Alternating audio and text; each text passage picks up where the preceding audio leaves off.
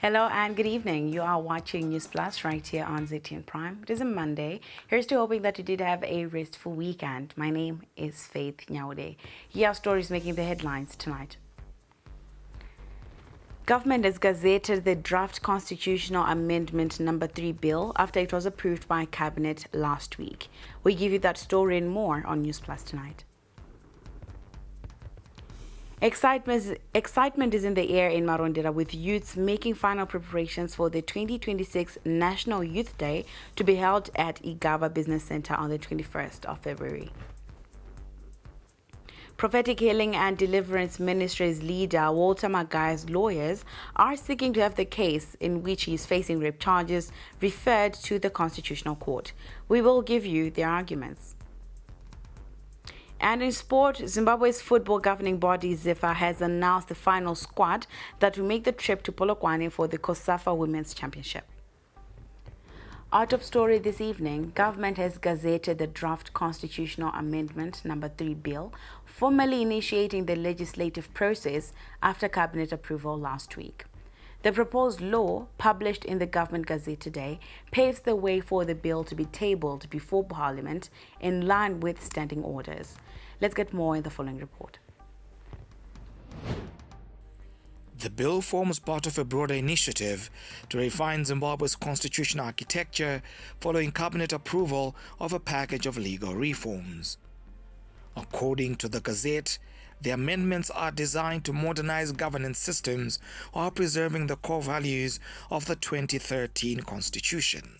Responding to journalists at a post-cabinet media briefing last week, Justice, Legal and Parliamentary Affairs Minister Ziyambi said the bill seeks to enhance institutional accountability. But for a constitutional bill, the Constitution says once you gazette it, you wait for 90 days before you introduce it in Parliament. So what will happen is once the Speaker is sent it for gazetting and it's in the public domain, that period will now use it to have our debates. Among the proposals is extending the presidential term from 5 years to 7 years, as well as the removal of the direct election of the president, replacing it with a parliamentary selection process.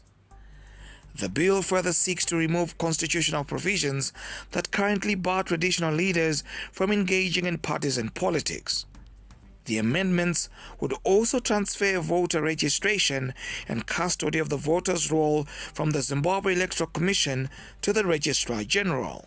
It also proposes expanding the Senate through additional presidential appointees, creating a new Electoral Delimitation Commission, and remove public interviews for prospective judges. Parliament will call for public consultations, and once all that is done, the relevant parliamentary committees will now compile their reports, and then when we introduce the bill in Parliament, because this is a constitutional bill, it doesn't need referral to the Parliamentary Legal Committee. Debates in both the National Assembly and the Senate will take place within the 90-day consultation period, culminating in a vote on the proposed amendments.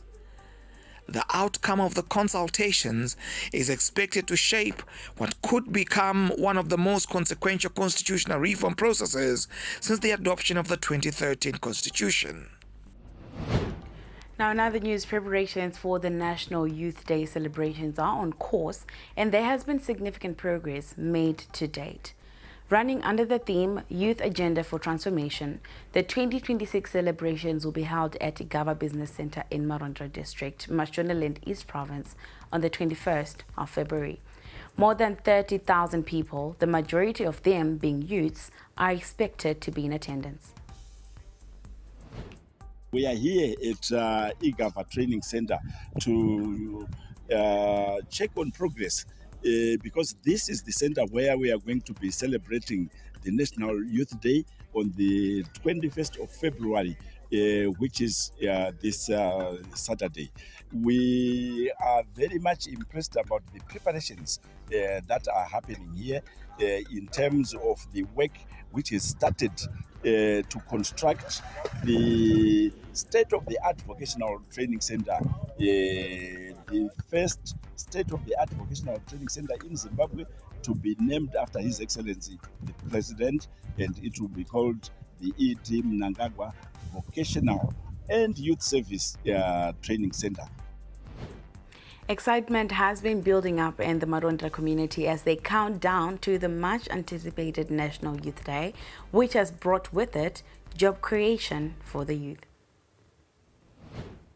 Kufara zvakasimba nezvatakaitirwa napresident wedu kuti vauye kuno vachitiitira zvakanaka, vana vedu vakuwana mabasa, iye zvino vana vedu vazhinji vakutowana mabasa. Mutoriro yavanga vachiputa nekunwa havachanwe nokuti vari kuswera vari pabasa. Tiri kuzvifarira zvekuti dai varamba vakadaro nekutigadzira nzvimbo yedu yavaita. Aiwa, tiri kufara zvikuru. Sema youth tavakirwa college VTC yedu padhuze kuti akwanisa kunge tiitira padhuze, marodzi edu ari kugadzirwa, mabusiness achinge achiitika nekuda kwekuti vamwe vachauya vachibva kure, tiitewo mari tiri padhuze. Now, the late national hero, retired Brigadier General Samuel Mpabanga, will be laid to rest at the National Heroes Acre this Wednesday, with President Emmerson Mnangagwa expected to preside over the ceremony. The late national hero's body was earlier taken to his rural home in Mapate village, Gwanda South, where relatives, friends and dignitaries gathered to pay their last respects. The body is now in Blayo, lying in state at Dalston Ropala, and will be airlifted to Charles Gumbo Barracks on Tuesday ahead of burial. Minister of State for Matabeleland South Provincial Affairs and Devolution, Albert Nguluve, described the late hero as an exemplary leader who stood for integrity in nation building.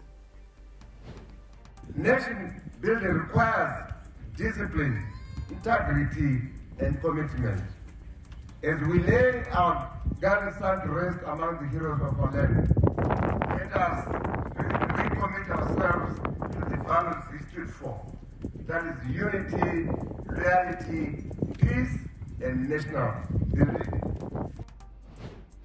Now let's take it to the courts. The case of Prophetic Healing and Deliverance Ministries leader Walter Magaya, who is facing rape charges, has taken a new twist, with the clergyman's lawyers seeking to have the matter referred to the Constitutional Court. This comes after the presiding magistrate granted an application by the state to have the matter heard in camera and not in an open court. Magaya is on Tuesday expected to testify in support of the application for referral, showing how the court's findings violated his rights. Represented by Admire Rubaya and Everson Jatambuza, Magaya had opposed the application, arguing that having the matter in camera would violate the principle of fairness in a trial. Now, in other news, authorities have pledged to assist traders at Mbare's Magaba complex who lost wares to a devastating fire on Thursday. The blaze destroyed workshops and equipment, leaving hundreds of traders struggling to recover. Government officials today toured the area and engaged traders on the way forward. More in this report. Speaking after touring the facility, Small to Medium Enterprises Deputy Minister Kevin Timbanyoka reassured the affected traders of government support during this difficult time. He said plans are being put in place to help victims recover and improve safety conditions at the trading hub. As government, we are fully in support. We know what they've actually been doing. We know the contributions that they've actually been making to the economy, and we want them to continue. We want to assure them that the government won't leave them alone in this time of distress. We'll try as much as we can to actually come up with proper programs that will actually assist them. Just days after the gas fires that gutted Magaba complex, traders here have already begun working. This is a determination to show that despite the heavy losses, they still want a place to work and provide for their families. Traders say restarting business is nearly impossible without financial assistance. Many had no insurance and must now replace expensive equipment from scratch. Situona kuya kwaita minister tarisiro yedu ndeyekuti dai wakwanisa kutibatsirawo wakashedi takwanisa kuisimudza shedi but zvikwanisiro zvekuti tichishanda kuona kudzosera zvinhu zvatakarasikirirwa nazvo dai vakwanisa kutibatsirawo necapital yekuti tione kutangidza kuita zvinhu izvozvo nekutenga mamishini edu akatsva panapa ndozvinhu zvatiri kutarisira kuti pamwe vangatibatsirawo nazvo. But beyond rebuilding, traders say the disaster exposed long-standing safety concerns at the complex. They now want proper infrastructure to prevent future fires.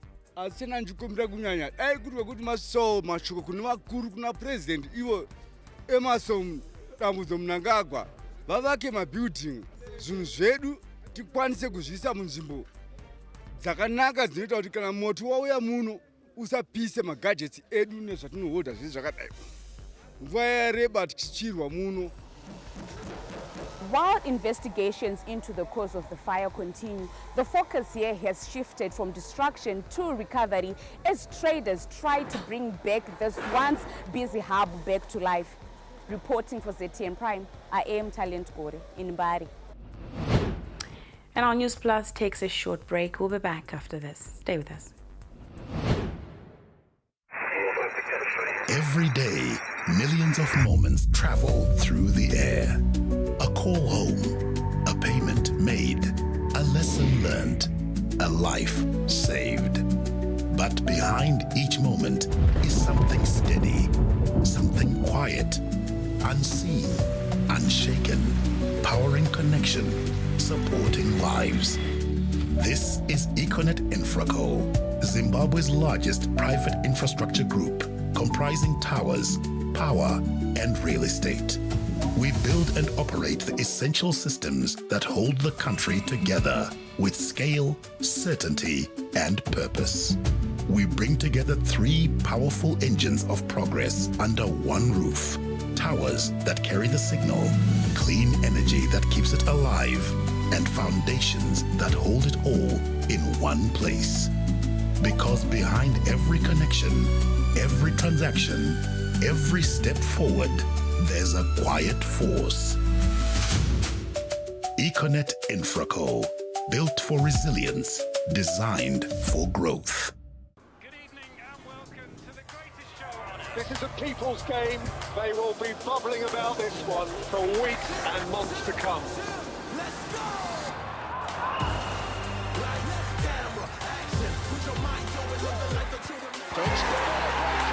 Wherever you are, whatever your reason, it's on SuperSport all season long.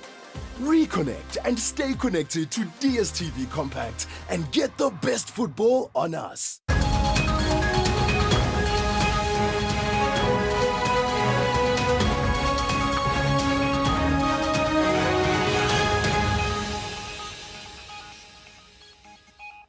Welcome back. You are still watching Newsplus. Thank you so much for staying with us. Now, in Zimbabwe, childhood cancer is a reality that affects families every year, often pointing out the need for extra support for children with cancer. In line with International Childhood Cancer Day, which is observed on the 15th of February every year, we give you a story on the support systems available for these patients and their families. In a quiet corner of Zimbabwe, a story of resilience and hope is unfolding. It's a story of children and unsung heroes that refuse to let cancer define them. One community that has stood by their side is KidsCan, providing a lifeline for these families with meals, accommodation, and bus fare to lighten the load on endless travel for treatment. Let us as a community, as a people, schools, parents, mums, dads, corporates, the government, civil society, let's come together. This year's theme is demonstrating impact. So what do we mean by that? We're saying from challenges to change. For us as KidsCan, we're saying it's time to move from survival as hope. Mai Sean, who has been a pillar of strength to her child battling cancer, feels this support has lifted a huge weight off her shoulder. Ndakatanga kurwara cancer muna 2020. Ndichibva kwandakabva kwamutare ndakaobva ndakaremerwa. Asi pandakasvika muparenyatwa, ndakagashirwa navanhu veKids-Care. Wakandigashira, wakandinyaradza, wakandichengeta zvakanaka. Tikatsanangura urwere hwemwana, wakatanga kundibatsira kubva pane mishonga, pane zvaindiremera zvese, vachindibatsira. She has also fought past some traditional beliefs that usually hinder early detection, beliefs that a child with cancer has been bewitched. Tikumba tinonyengedzana kuti chirwere chekenza kuroiwa asi handizvo. Kana taona mwana arwara tinofanira tuve kuchipatara totsanangurwa nana chiremba totanga kurapisa mwana wedu. Parirenyatwa Group of Hospitals has been a beacon of hope, with a team of dedicated medical professionals working tirelessly to give these kids a fighting chance. And we also have neurosurgeons here at Parirenyatwa, and they've been doing all of our removing the brain tumors and and also radiotherapy. And our radiotherapy machine is working, so there's access to all of that: surgery, radiotherapy, and chemotherapy. And then we also have our orthopedic surgeons here that also work with us. So whenever you have a tumor and it has to be removed, they will also call the orthopedic surgeons. Ophthalmologists will remove the cancers that are found in the eye. These tiny warriors are honored from challenges to change. It's all about creating a world where no child has to face cancer alone. What's a nice Ansole, ZITF Prime. Now, the Zimbabwe International Trade Fair 2026 is set to prioritize industrial growth, regional value chains, and cross-border market access as the country accelerates efforts to build competitive industries, with businesses already gearing up for the International Trade Showcase. Andile Chuma gives us the report.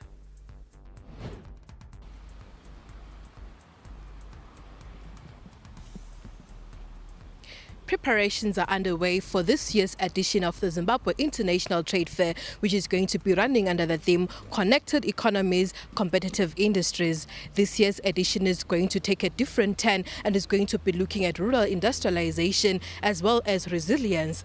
Running under the theme Connected Economies, Competitive Industries, ZITF 2026 places deliberate emphasis on economic integration and industrial capacity building.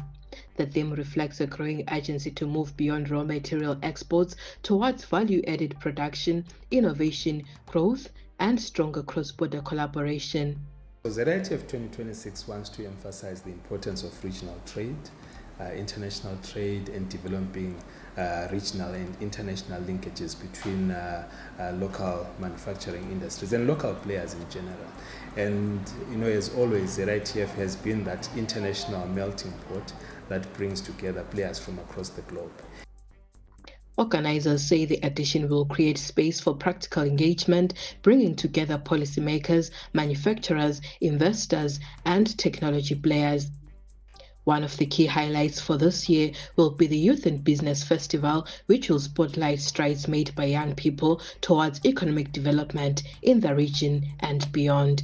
We are curating a conferencing program that meets the needs of business. So obviously, the International Business Conference will be there, Connect Africa Symposium will be there, the Innovators Forum will be there, but a new edition this year in particular will be the Youth in Business Festival, which is a platform really that seeks to respond to the drive towards integrating youth in business into the mainstream economy.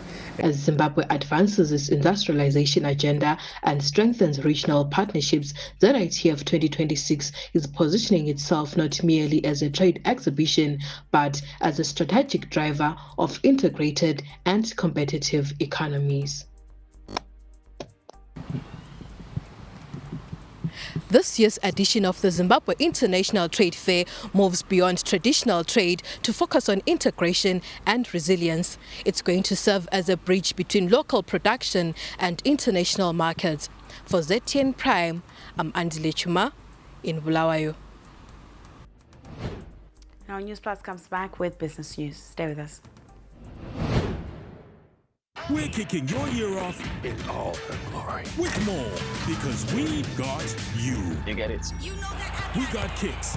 We got scores. We got action. We got roars. It's my specialty. We got drama. We got fun.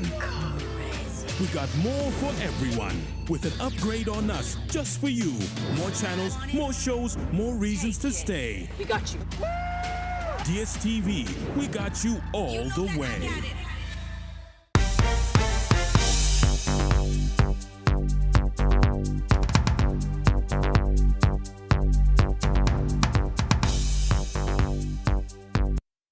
Well, welcome back. You are still watching News Plus. Now, when I look at business tonight, the Insurance and Pensions Commission has called for mandatory insurance of public assets to protect government finances from unexpected losses.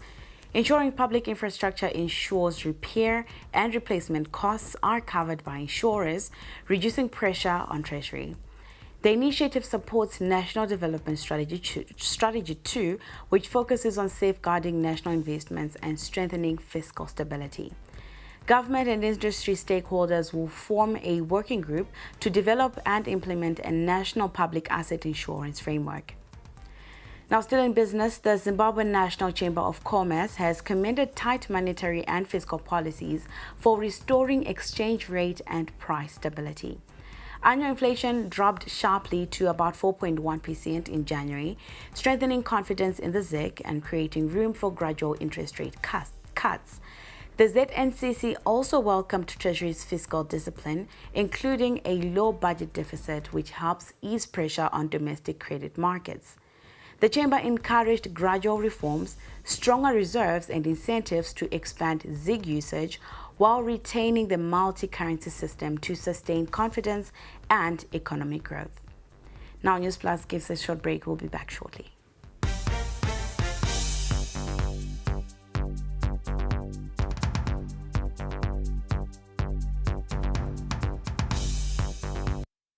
Now, in a look at entertainment news tonight, Isgodini-based outfit Mavusani and his group, the Chimurenga Vocalists, are gearing up to perform at the Independence Gala that will take place at Minda High School, Matobo District. The gala will be held under the Independence, will be part of the Independence Day celebrations, held under the theme Zim at 46, Unity and Development toward Vision 2030.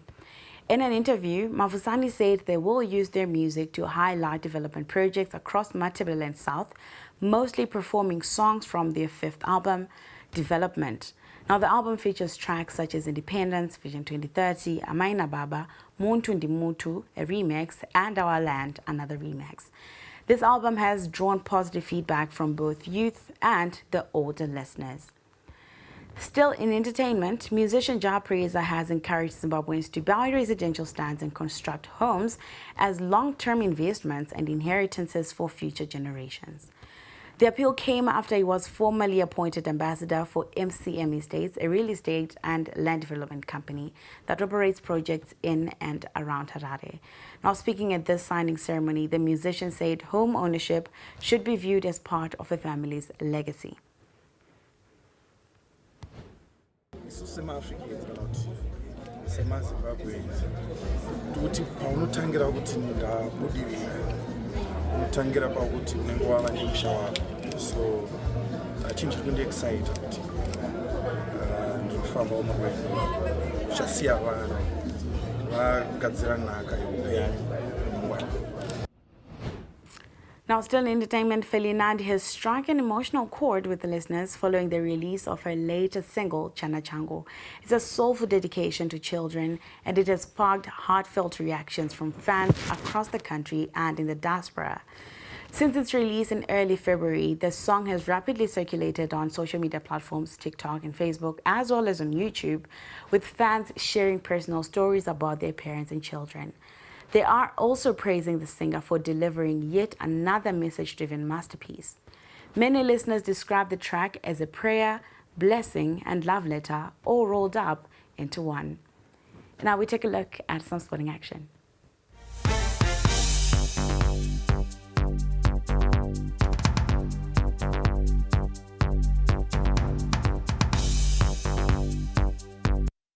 Now, ZITF have announced the final traveling squad for the COSAFA Women's Championship set for Polokwane, South Africa, from the 18th of February to the 1st of March this year. The team is set to travel this Tuesday and have been drawn in the same group with defending champions Zambia, together with Botswana and Eswatini ML. Now, group winners and the best runner-up are going to advance to the semi-finals. The Stetelewe Sibanda coach side begin their journey on Thursday with a date against Eswatini to kick off Group B action. Now, still in sport, Caps United goalkeeper Wallace Magalani says he wants his past successes at FC Platinum to rub onto his new teammates ahead of the start to the 2026 season. Makebekebe are currently on a 2-week preseason tour of Malawi. Magalani kept his first clean sheet as a Green Machine goalie when the Giants beat Silver Strikers of Malawi 1-0 at the Silver Stadium in Lilongwe on Sunday. Still in sport, and now in our look at netball, the Zimbabwe Netball Association has outlined its plans for the year as they prepare for domestic competitions as well as Region 5 games, which will be played later this year. Zimbabwe Netball Association President Letitia Chipandu predicts a competitive year ahead from the leagues up to the national teams. 2026 is going to be a very competitive year for netball. Like you've already witnessed, we've had our under-20 playoffs where we had the best players from all over the country. And I think we can safely say we've got a long list of 30 very capable girls for Region 5 youth games in Mozambique. So I'm very impressed by the quality of netball and more so by the ages, some of the ages who are perhaps under 20, 16 years. And it shows that there's going to be continuity in regards good netball players. I want to edge. And now still in sport, inside Chikurubi Maximum Prison's secure walls, the sound of chess pieces tapping against wooden boards has become a commonplace in the correctional facility. These signal the presence of the Chikurubi Chess Club, which has been running since the year 2021, offering inmates a lifeline as they serve their various sentences. Tawanda Mtali gives us more. February is widely known as the month of love, a time associated with compassion, connection, and giving. This year, that spirit extended beyond roses and romantic gestures, reaching behind the high walls of Chikurubi Maximum Prison, where an unlikely symbol of hope is quietly transforming lives, a chessboard. The Zimbabwe Chess Federation, together with Minerva Risk Advisors, extended a hand at inmates who are part of the Chikurubi Maximum Prison chess team to assist in their efforts at rehabilitation. The Beyond the Walls initiative by the Zimbabwe Chess Federation has been a light for inmates, proving that rehabilitation is not only possible but powerful when communities invest in second chances. As Zimbabwe Chess, we are just trying to show that everyone is important to the game of sport, whether you're outside, inside, whether it's school level. So we are working with all the sectors of the society, including all the marginalized areas for this game to grow in Zimbabwe.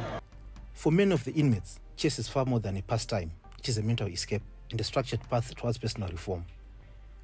Each game is an opportunity to practice discipline, strategy, and emotional control. Just as the game of chess requires thinking ahead, weighing decisions, and understanding consequences, each move on the board becomes a symbol of life choices. Chess yandibatsira even mind. When you're in prison, we tend to be stressed very much because there are a lot of things. As for my case, I was one of the guys who was under the sentence at first. So I played chess mainly to relieve stress, to take my mind off my sentence, off my current situation. So it was just like a remedy. The Zimbabwe Chess Federation's gesture was a reminder that inmates remain part of the community, capable of growth and deserving of support. That the inmate communities are marginalized and they are not given many opportunities. And there's always a stigma around communicating or being associated with the inmates. But we believe that this is a very powerful way to show that we support them and we support the efforts of the Zimbabwe Prison and Correctional Services. For the inmates studying their next move, the greatest victory may not be winning the game, but reclaiming control over their own lives. Reporting for ZTN Prime, I am Tawanda Muntali.